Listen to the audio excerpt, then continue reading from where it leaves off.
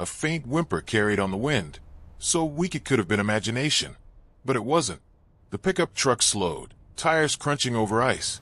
The driver, a man who hadn't spoken more than a handful of words to another human being in months, stared through the windshield, heart suddenly loud in his ears.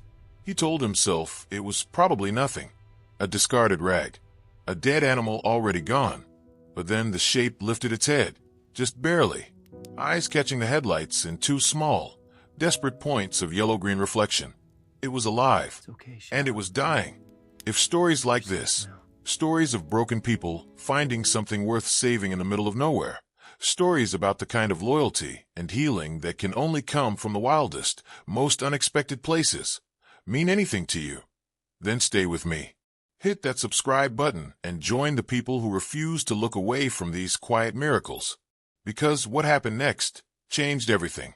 His name was Elias Crow, 38 years old, former staff sergeant, 2 tours in Afghanistan, 1 IED that took most of his left forearm and all of his sense of purpose. Back home, the VA tried. Therapy tried. Meds tried. Nothing stuck. The nightmares still came every night like clockwork, screams in the dark, dust and blood, faces he couldn't save. He moved farther and farther out until the nearest neighbor was 7 miles away, and the nearest town was a 40-minute drive on good days. His cabin sat at the end of a gravel road that turned to glass every winter. He liked it that way. No one came looking. No one expected anything. Elias had stopped expecting anything from himself a long time ago. That night he was coming back from the only errand he still ran, picking up supplies and whitefish before the storm locked everything down. The radio crackled with storm warnings he already knew by heart. He almost didn't stop, almost told himself the thing on the road was already gone, that pulling over in a whiteout was suicide. But the whimper came again, thin and piercing, and something in him cracked open just enough to let instinct take over. He threw the truck into park, hazards blinking uselessly in the blizzard, stepped out into the wind that immediately tried to shove him back inside. The cold burned his lungs. He approached slowly, boots crunching, flashlight beam shaking in his good hand. It was a puppy, or at least it looked like one. Small, maybe 8, 9 weeks old, black fur matted with ice, ribs showing through thin skin. One front paw twisted at a bad angle, eyes half shut, breath shallow and ragged. Abandoned, he thought. Dumped. People did that sometimes, drove out to nowhere and left what they couldn't keep. He hated them for it. But hate wouldn't warm the thing up. He knelt. The puppy didn't flinch, didn't growl, just looked up at him with those strange, 2 bright eyes and let out the smallest, most broken sound he'd ever heard. Elias didn't think. He scooped the freezing body against his chest, inside his heavy Carhartt coat, felt a violent shivering against his ribs. The puppy was lighter than it should have been, almost weightless. He ran back to the truck, slid inside, cranked the heat to max, wrapped the small form in the wool blanket he kept behind the seat, held it there, close, while the cab slowly filled with warmth. For the first time in years, his hands weren't shaking from anything but cold. He named it Shadow. Simple, fitting, the way it had appeared out of the dark and snow like a piece of night given shape. Back at the cabin, Elias worked fast. Set up a cardboard box by the wood stove with towels and a hot water bottle wrapped in flannel. Fed it warm goat's milk from a bottle he'd bought for an orphan calf months earlier that never made it. Cleaned the injured paw, broken, but not compound. Splinted it carefully with popsicle sticks and vet wrap he kept for emergencies, with his own livestock. The puppy drank, weakly at first, then greedily. Fell asleep almost instantly, curled so tight against the heat it looked like it was trying to disappear into it. Elias sat on the floor beside the box, watching the small chest rise and fall. Watched for a long time. Felt something unfamiliar move behind his ribs, something that wasn't pain, wasn't anger, wasn't numbness. He told himself it was temporary. Get the thing healthy. Find a rescue group. Drop it off. Go back to the quiet. But the storm raged for 3 days straight. Roads closed. Power flickered. No one was going anywhere. And Shadow didn't stay small for long. By day 4, the puppy was already noticeably bigger. Not just filling out from food, actually longer, legs stretching, head broadening. The black fur grew thicker, denser. The eyes stayed that luminous yellow-green, never quite settling into the soft brown Elias expected from a dog. When it yawned, the teeth looked sharper than they should have. But Elias chalked it up to malnutrition, to mixed-breed weirdness. He'd seen stranger-looking mutts. He started routines, without meaning to. Morning, check the splint, change the bandage, let Shadow lick the oatmeal from his fingers. Afternoon, carry the puppy outside for short potty breaks, watching it hobble determinedly through snowdrifts on 3 legs. Evening, sit by the fire, while Shadow gnawed on raw beef scraps Elias bought in bulk for his own meals. The puppy never barked, never yipped like a normal pup. Instead it made soft chuffing sounds, almost conversational, tilting its head when Elias spoke. And Elias spoke, more than he had in years. Told Shadow about the convoy that got hit outside Kandahar, about the kid, barely 19, who'd been driving the Humvee in front of him, about how the blast threw Elias 20 feet, and he still heard the screaming sometimes, when the wind was right, about how he'd come home and found the house empty because his wife couldn't wait anymore, couldn't live with the ghost he'd become. Shadow listened, didn't judge, didn't leave, just pressed against his leg, heavy now, warm, solid. The weight of it grounded him in a way nothing else had. Weeks passed. The paw healed crooked but strong. Shadow grew fast, too fast. By 2 months, he was the size of a 6-month-old shepherd. By 3 months, he outweighed most adult huskies. Elias stopped thinking about rescues. Stopped thinking about giving him up. The cabin felt different with Shadow there, less hollow, less haunted. But things started to feel off. Shadow didn't play like a dog. No zooming around, no fetching sticks. Instead he stalked, watched, learned. When Elias chopped wood, Shadow sat at the tree line, eyes tracking every swing, every movement. When deer moved through the clearing at dusk, Shadow's ears swiveled forward, body going rigid, low growl building in his chest. Not aggressive, but possessive, protective. One night Elias woke to find Shadow standing over him, staring toward the window. Outside, coyotes yipped in the distance. Shadow's hackles were up, lips peeled back, just enough to show teeth longer than any dog should be. He didn't bark. He just watched. And the coyotes went silent. Left.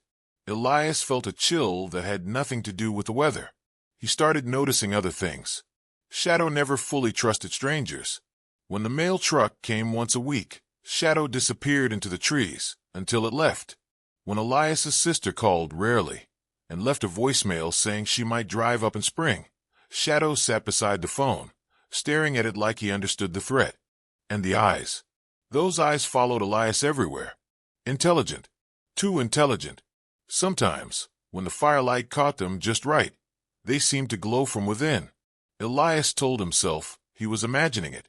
Told himself Shadow was just a big, smart dog. A Malamute mix, maybe. Or something northern. People dumped all kinds of breeds out here. But deep down, a quiet voice kept whispering otherwise. Then came the night everything shifted. It was late February. Another storm rolling in. Elias was outside splitting kindling when he heard the truck before he saw it. Old Ford, rattling. Coming up the road too fast for the ice. He straightened. Wiped sweat from his brow despite the cold. A man stepped out. Mid-50s. Park Service uniform under a heavy parka. Badge glinted. Wildlife officer. Evening, Mr. Crow. The man called over the wind. Got a report from a neighbor down the valley. Said they've been hearing unusual sounds coming from up this way. Howling. Big animal sounds. Thought I'd check in. Elias felt Shadow tense beside him, silent, low, invisible in the dark tree line. The officer's eyes flicked toward the cabin, then back to Elias. You got any dogs up here? Elias swallowed. Felt the live form, heavy on his tongue. Yeah, he said. Just one. Big mutt. Harmless. The officer nodded slowly. Didn't look convinced.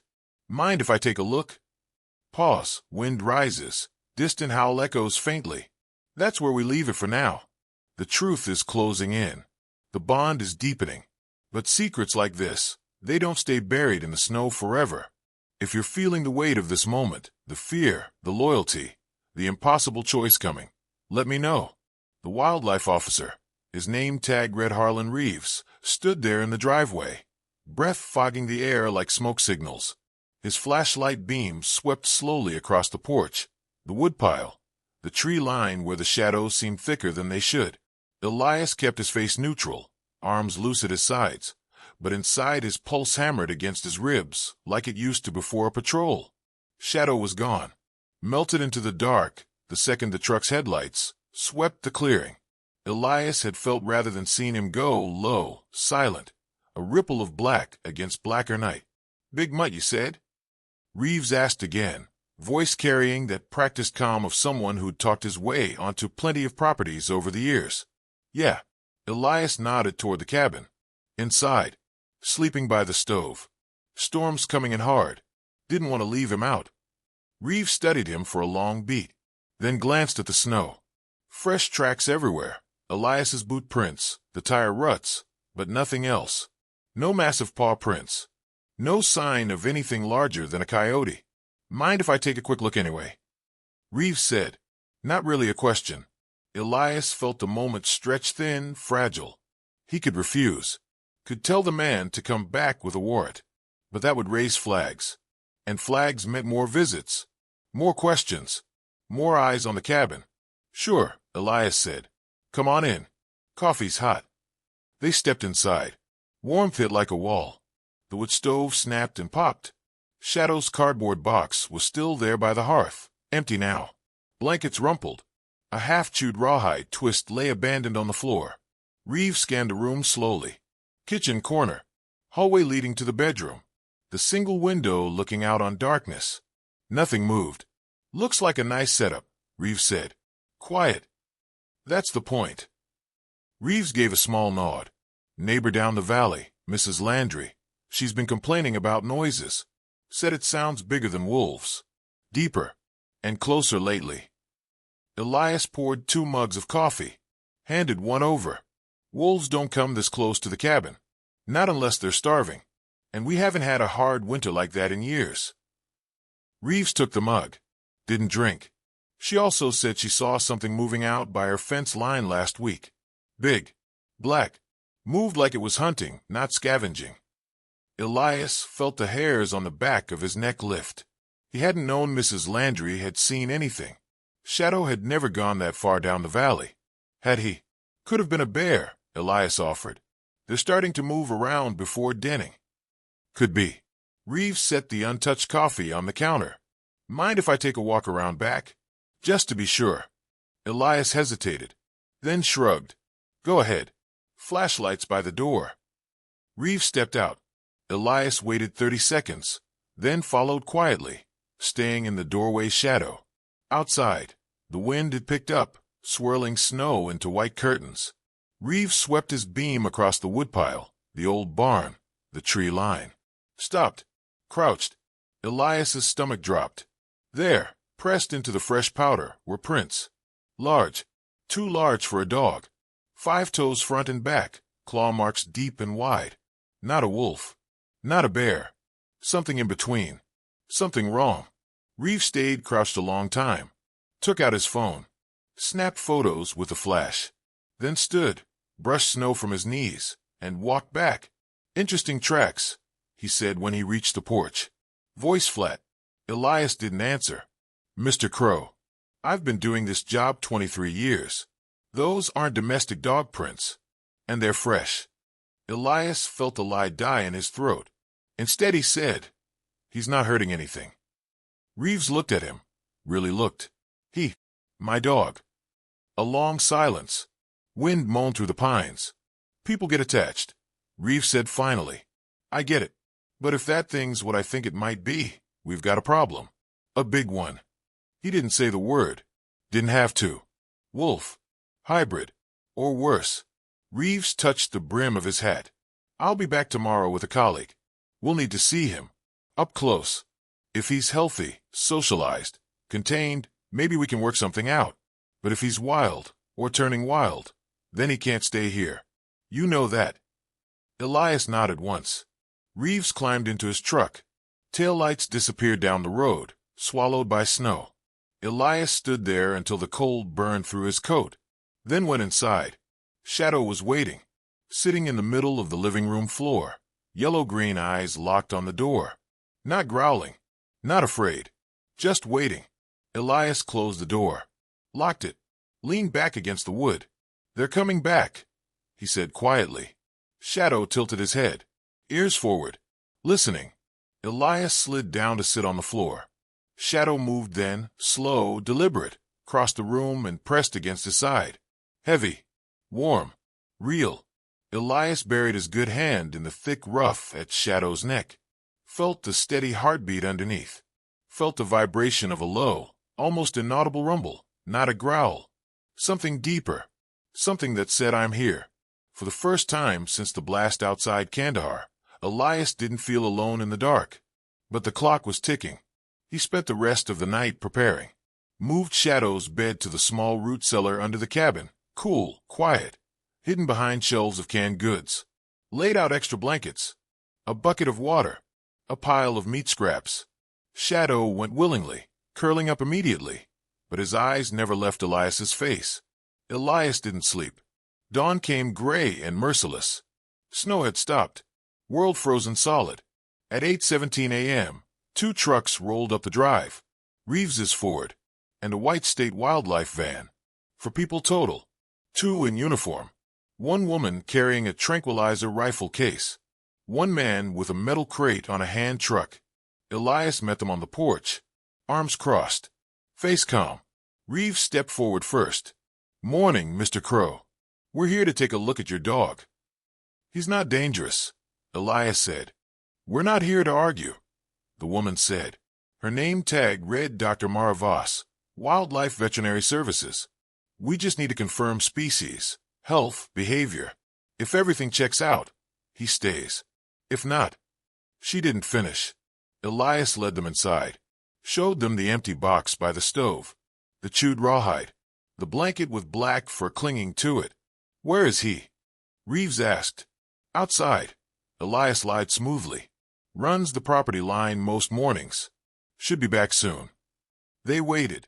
Coffee was offered again. Nobody drank. After 20 minutes, Voss stood. "We'll need to search the property." Elias nodded. "Go ahead." They spread out. Reeves and another officer circled the cabin.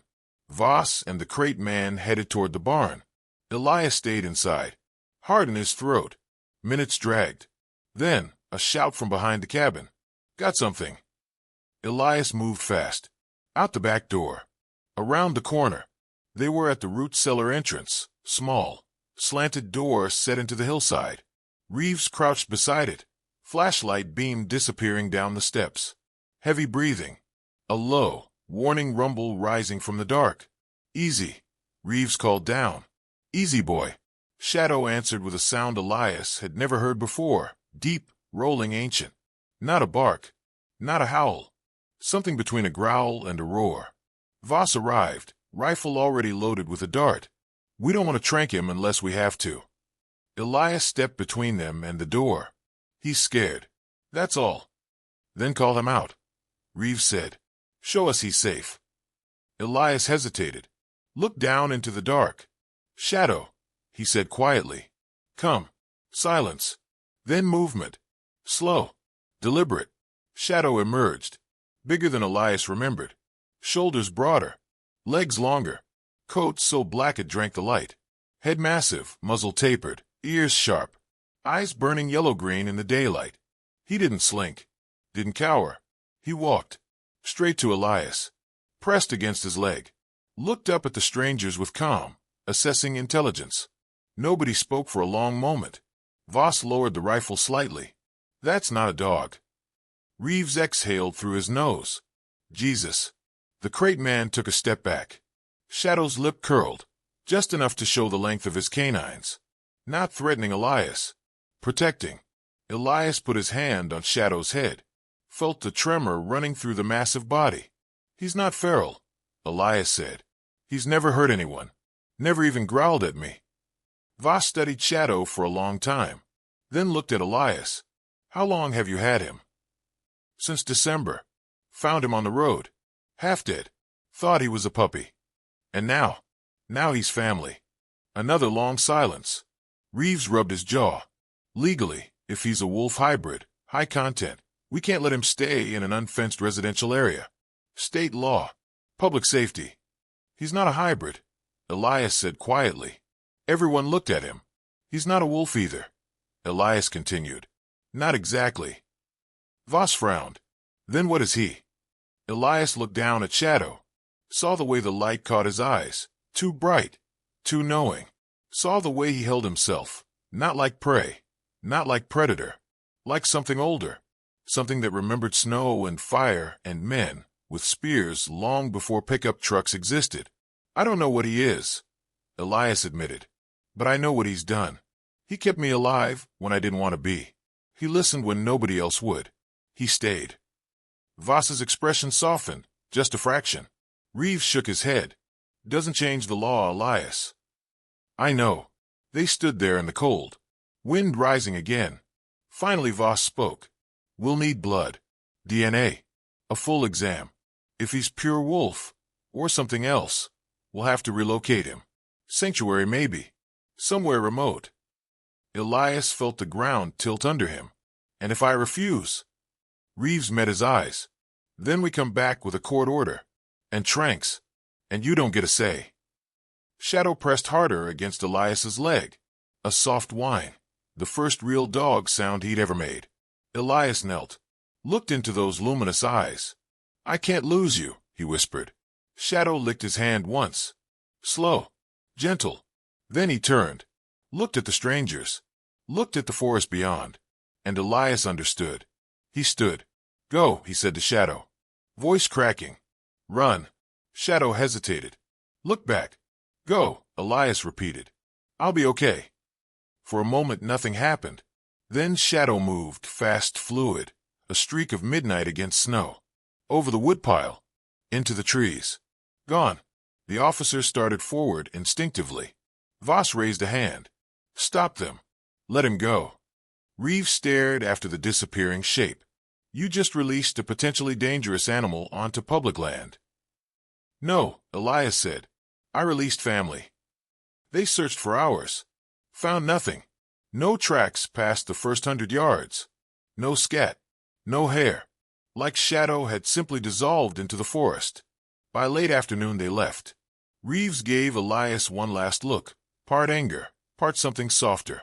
You did the right thing, he said quietly. Doesn't mean it won't cost you. Elias didn't answer. The cabin felt empty again. Hollow. But different. He still woke at night sometimes, listening for the nightmares. They still came. But now, when the wind howled, he didn't flinch. He listened. And sometimes, just sometimes, he thought he heard an answer. Distant. Low. Rolling across the ridges like thunder that never quite arrived. A reminder. He wasn't alone anymore. Not really. Months later, spring broke cold and late. Elias was outside repairing fence when he saw it. Fresh tracks in the soft mud near the creek. Large. 5 toes. Claw marks. Not approaching the cabin. Just passing through. He smiled for the first time in years. Small. Tired. Real. He didn't follow the tracks. He didn't need to. Some bonds don't need to be seen to be felt. Some things are worth letting go so they can stay forever. And in the quiet of those long Montana nights, Elias Crow finally understood what rescue really means. Not just saving a life, but letting it save you back. If stories like this, about the wild things that find us when we're lost, about the impossible choices that heal us, about loyalty that doesn't need words, stay with you long after the screen goes dark, then you belong here. Subscribe. Turn on notifications. Because the world is full of shadows waiting to be seen. And every once in a while, one of them chooses to stay. Until next time.